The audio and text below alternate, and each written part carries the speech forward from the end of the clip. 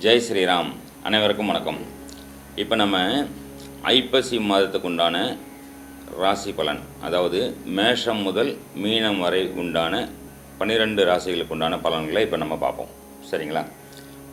ஒரு சின்ன விஷயம், இந்த ஐப்பசி மாதத்தில் எந்தெந்த கிரகங்கள் பெயர்றாங்க, ஒரு ராசிலேருந்து இன்னொரு ராசிக்கு மாறுறாங்க அப்படிங்கும்போது, மாதத்தின் முதல்லையே பார்த்திங்கன்னா குரு பகவான் பார்த்திங்கன்னா மிதுன ராசிலேருந்து கடக ராசிக்கு அதிசார குரு பெயர்ச்சியாக ஒரு 45 நாள் வராருங்க. அடுத்து பார்க்கும்போது முக்கியமாக ராசி பலன் அப்படிங்கும்போது சூரியனின் பெயர்ச்சியை வச்சு தான் மாத பலனை சொல்லப்பட்டிருக்கு இல்லைங்களா? இப்போ சூரியன் பார்த்திங்கன்னா கன்னி ராசியில் இருக்கார். ஐப்பசி மாதம் வரும்போது ஐப்பசி 18ஆம் தேதி, அதாவது இப்போ வர 18ஆம் தேதி, ஐப்பசி 1ஆம் தேதி கரெக்டாக சனி பிரதோஷம் அப்படின்றது அன்றைக்கி வருது. சூரியன் கன்னி ராசியிலேருந்து துலாம் ராசிக்கு பெயர்ச்சி ஆகிறார். அங்கேருந்து ஒரு வாரத்தில் பார்த்திங்கன்னா செவ்வாய் பகவான் பார்த்திங்கன்னா துலாம் ராசிலேருந்து விருச்சிக ராசிக்கும், புதன் துலாம் ராசிலேருந்து விருச்சிக ராசிக்கும் வராங்க. ஏற்கனவே சனி பகவான் பார்த்திங்கன்னா கும்ப ராசியிலேருந்து மீன ராசிக்கு பெயர்ச்சி ஆகிட்டார். ராகு பகவான் மீனத்திலேருந்து கும்ப ராசிக்கும் பெயர்ச்சி ஆகிட்டார். கேதுன்னு பார்க்கும்போது ஆல்ரெடி சிம்ம ராசிலே இருக்கார். அப்படிங்கிற இந்த கோச்சார பலன் இருக்குது இல்லைங்களா? இந்த கோச்சார பலனை வச்சு எந்த ராசிக்கு எந்த மாதிரி பலன் அப்படிங்கிறத நம்ம இப்போது கொண்டு வர போகிறோம். இன்னொரு விஷயம் நல்லா ஞாபகம் வச்சுக்கிறேங்க, கோச்சார பலன் அப்படிங்கிற விஷயமே பார்த்திங்கன்னா 10% தாங்க வேலை செய்யும்.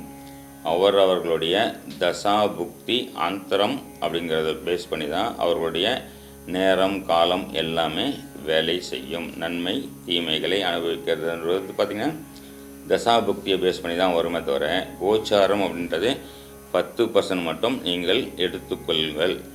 நான் அந்த யூடியூப்பில் பார்த்தேன், இந்த யூடியூப்பில் பார்த்தேன், அந்த பேப்பரை படித்தேன், இந்த புக்கில் பார்த்தேன், நல்லா இல்லை, நல்லா இருக்குது, கற்பனையில் வளர்த்துக்கிட்டு போய் மாட்டிக்கிட்டு கையை காலை உடச்சிக்கிறது. அதே மாதிரி பார்த்திங்கன்னா லாட்டரி டிக்கெட் வாங்க சொல்லிட்டாங்கன்னு சொல்லிட்டு பெரிய காசை இன்வெஸ்ட் பண்ணிட்டு மாட்டிக்கிறது. ஒரு சும்மா வீட்டில் உட்காரான்னாங்க, அதனால் சோம்பேறி மாதிரி வீட்டில் உட்காந்துடுறது.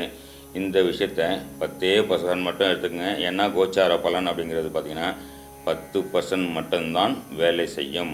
அவரவர்களின் ஜென்ம லக்னமும் அவரவர்களின் ராசியை பேஸ் பண்ணி தான், ராசி என்னும் போதும் மறுபடியும் சொல்கிறேன், ராசி என்னும் போது ஒரு 30%ம் லக்ன பலன் தான் பேலன்ஸ் இருக்க 100%ம் வேலை செய்யுது அப்படின்றதான் உண்மை.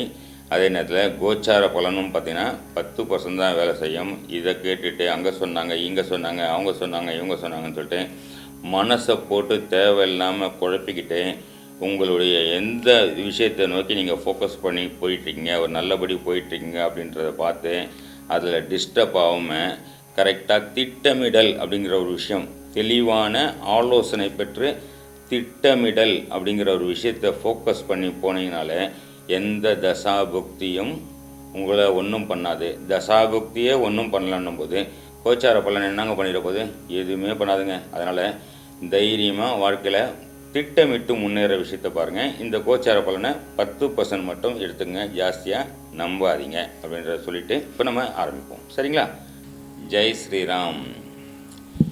எந்த விஷயமாக இருந்தாலும் நான் மட்டும்தான் ஜெயிக்கணும், நான் ஜெயிக்கணும், நான் ஜெயிச்சு 4 பேருக்கு சொல்லித்தரதுக்கு நான் தான் ஆள், என்னை விட்டு ஆளே கிடையாது. எந்த விஷயமாக இருந்தால் என்னால் சாதிக்க முடியும் என்று மன உறுதி கொண்ட நேர்மை தவறாத கும்பராசி கும்ப லக்ன அன்பர்களே, குறிப்பாக பார்த்தீங்கன்னா வீரமும் விவேகமும் எதுவாக இருந்தாலும் முன்னாடி போயிட யாராது அப்படின்னு சொல்கிற அவிட்ட நட்சத்திரக்காரங்களே, கம்யூனிகேஷன் ஸ்கில் அப்படின்னு சொல்லப்படுற பொதுஜன தொடர்பு, கம்யூனிகேஷன், பல இடத்துக்கு போயிட்டு வர மாதிரி உள்ள ஒரு எண்ணம் கொண்ட செயல் கொண்ட சதயம் நட்சத்திரத்துக்காரங்களே, சரிங்களா? மெயினாக சதய நட்சத்திரம்னால யார் தெரியுமாங்க?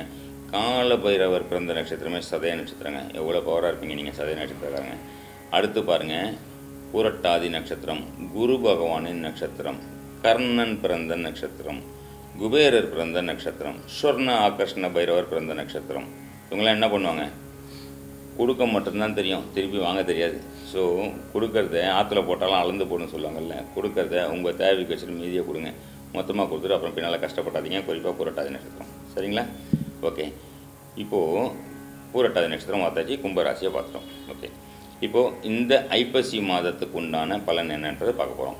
உங்கள் ராசிக்கு இது நாள் வரை 5இல் இருந்த குரு பகவான் 2ஆம் வீட்டிற்கும் 11ஆம் வீட்டிற்கும், 2னா குடும்பம் தனம் வாக்கு, 11னா ஆசை அபிலாஷைகள். அதுக்குண்டான குரு பகவான் இது நாள் வரைக்கும் 5ஆம் வீட்டில் புத்திரஸ்தானத்தில் இருந்த குரு பகவான் 6ஆம் வீட்டில் வராரு. அப்போ என்ன பண்ணுவார்? குடும்பம் சம்பந்தமான ஒரு சில செலவுகள். 11ஆம் வீட்டுக்கு 8ஆம் வீடாக வருவார், மறுபடியும் உங்கள் 6ஆம் வீட்டுக்கு வந்துடுவார். அப்போது அண்ணன் மூத்த சகோதரன் சம்மந்தப்பட்ட ஒரு சில விஷயங்களில் கடன் கொடுக்கறது, கடன் வாங்கிறது அப்படின்ற ஒரு விஷயத்தை குரு பகவானின் இந்த 1.5 மாதம் அதிசார பெயர்ச்சி கொடுக்கும். இதுக்கு பயப்படாதீங்க, கண்டிப்பாக பரிகாரம் உண்டு நான் சொல்கிறேன், சரிங்களா? அதே மாதிரி குரு பகவான் அங்கேருந்து என்ன பண்ணுவார்? 5ஆம் பார்வையாக உங்களுடைய 10ஆம் வீட்டை, கர்மஸ்தானத்தை, தொழில் ஸ்தானத்தை 6லேருந்து 10 பார்ப்பார். அப்போது வேலை செஞ்சுக்கிட்டே ஏதாவது வியாபாரத்தை ட்ரை பண்ணலாம் அப்படின்னு சொல்லி முயற்சி பண்ணுறவங்களுக்கு இது ஒரு சிறந்த உகந்த காலம் அப்படின்னும் சொல்லலாம். அங்கேருந்து 7ஆம் பார்வையாக 12ஆம் வீட்டை பார்ப்பார். அப்போது குடும்பம் சம்பந்தப்பட்ட தன்னுடைய ஆசை அபிலாஷைக்காக ஒரு சில சுப விரயங்களை செய்து கொள்ளும் காலம் இதுன்னு சொல்லலாம். 9ஆம் பார்வை எங்கே பார்த்துருவார்? 6லேருந்து உங்களுடைய 2ஆம் பாவத்தை பார்த்துருவார். அப்போ 2ன்னும்போது வருமானம், பணம் சம்மந்தப்பட்ட விஷயம். வேலை கிடைக்கல, வேலைக்கே போக முடியலன்னு சொல்லியிருந்தவங்க 6ஆம் வீட்டில் குரு வந்து 9ஆம் பார்வையாக 2ஆம் வீட்டை பார்க்கும்போது பொருளாதார வளர்ச்சி மேம்படும் அப்படின்ற மாதிரி நம்ம கண்டிப்பாக சொல்ல முடியும். குறிப்பாக பாருங்கள், 7ஆம் வீட்டு அதிபதி சூரிய பகவான் இந்த ஐப்பசி மாதத்தில் பார்த்திங்கன்னா உங்களுடைய 9ஆம் வீட்டுக்கு வந்துடுவார். அப்போது 9ஆம் வீட்டுக்கு வரும்போது என்ன பண்ணுவார்? 7ஆம் வீட்டு அதிபதி 9ஆம் வீட்டுக்கு வரும்போது என்ன பண்ணுவார்? உங்களுடைய கணவன் அல்லது மனைவிக்கு முயற்சி சார்ந்த ஒரு சில விஷயங்கள், நிறைய விஷயத்துக்கு அப்ளை பண்ணுறது, வெளிநாட்டு விசா சம்மந்தப்பட்ட விஷயங்களுக்கு அப்ளை பண்ணுறது, ஒரு விஷயங்களை கொடுத்து கண்டிப்பாக அவங்களுக்கு வெளிநாட்டு போகிறதுக்கு ஒரு வாய்ப்பும் யோகமும் கிடைக்கும் அப்படின்ற மாதிரியும் சொல்லலாம். பாருங்கள், புதனும் செவ்வாயும் ஒரே நேரத்தில் ஒரு 4 நாள் 3 நாள் முன்ன பின்ன டயத்தில் பார்த்திங்கன்னா முதல் வாரத்திலேயே பார்த்திங்கன்னா உங்களுடைய 10ஆம் வீட்டுக்கு பிரவேசிக்கிறார்கள். 10ஆம் வீடுன்னும்போது தொழில் ஸ்தானம் அப்படின்ற மாதிரி சொல்லப்பட்டிருக்கு. அப்போது தொழிலில் ஒரு நல்ல ஒரு மேம்பட்ட ஒரு திறன் அப்படின்ற மாதிரி இருக்கும். ஒரே ஒரு விஷயந்தான், உடல் நலத்தில் ஒரு சில கவனம் தேவை. உடல் நலம் சார்ந்த ஒரு சில மருத்துவ செலவுகள் உண்டு அப்படின்றது மட்டும் உடல் நலத்தில் கொஞ்சம் ஜாகிரதையாக பார்த்து முன்கூட்டியே டாக்டர்கிட்ட போய் டெஸ்ட் பண்ணிக்கிட்டு கன்சல்ட் பண்ணிவிட்டு தேவையான மருந்து மாத்திரைகளை எடுத்துக்கொள்வதன் மூலம் இந்த ஐப்பசி மாதத்தை மிக சந்தோஷமான மாதங்களாக கழிக்கலாம் அப்படின்னும் சொல்லிக்கலாம். இன்னொன்று என்ன சொல்லலாம், உங்களுக்கு குழந்தைகள் சம்மந்தப்பட்ட விஷயம். ஏன்னா குரு பகவான் 6ல் போகும்போது குருன்னா குழந்தை, அங்கே வேறு என்ன பண்ணுறாரு? உச்சம் வராரு. அப்போது குருன்னும்போது குழந்தைன்னு சொல்லலாம், குருன்னும்போது மஞ்சள்னு சொல்லலாம். அப்போது மாரியம்மன் கோயிலில் போய்ட்டு மஞ்சள் வாங்கி கொடுங்க. மஞ்சள் கிழங்கு தாலி இது இருக்கும் பார்த்திங்கன்னா, மஞ்சள் கிழங்கு வாங்கிட்டு போய்ட்டு கொடுத்துட்டு வருது, தாலி வாங்கிட்டு போய்ட்டு அங்கே கொடுத்துட்டு வரும்போது அங்கே மாரியம்மன் கோயிலேருந்து வரும் பெண்களுக்கு, சுமங்கலிகளுக்கு என்ன பண்ணுவாங்க? மஞ்சளும் தாலியும் கொடுத்து அவங்களுக்கு வரவங்களுக்கு கொடுக்கும்போது கண்டிப்பாக உங்களுடைய பிரச்சனைகளிலிருந்து 100% நீங்கள் வெளியே வருவீங்க அப்படின்ற மாதிரி இந்த மாத பலனாக நம்ம எடுத்துக்கலாம். சரிங்களா? நன்றி, வணக்கம், ஜெய் ஸ்ரீராம்.